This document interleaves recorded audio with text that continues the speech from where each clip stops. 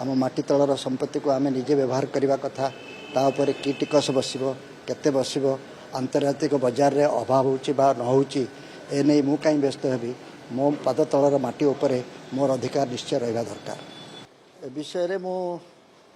कौन से मत रखा चाहूना मु जड़े एक्स एमएलए हो मु निश्चित भाव में चाहिए जे आम दरमा बढ़ू किंतु जहाँ को मु दरमा बढ़ापी कहबी तांको मध्य अन्य माने आहरी अनेक कथा दाबी करुचंती एवं आशा करुचंती ओडिशार लोक हिसाब रे आमे समस्ते बुझिबा दरकार जे ओडिशा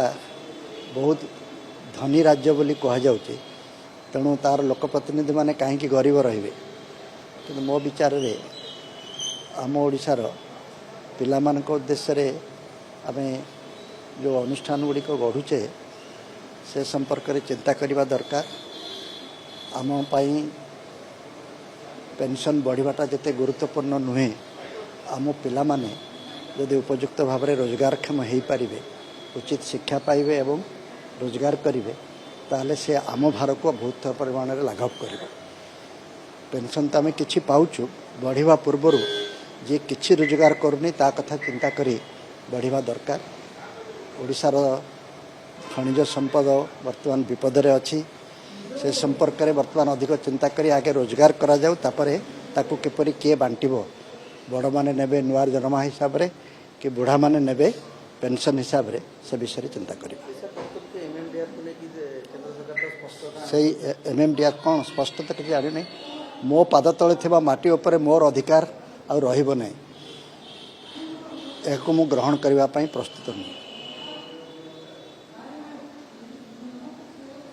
जगन्नाथ आमको बहुत संपत्ति देइचंती किंतु से संपत्तिर मूल्य कौन तार विनियोग किपरि हेबो सेथुरु किछि मु रोजगार करिवि कि न रखिवि सेति आउ जणे मते से विषय निर्देश देव एक कथा मु मानिबा को प्रस्तुत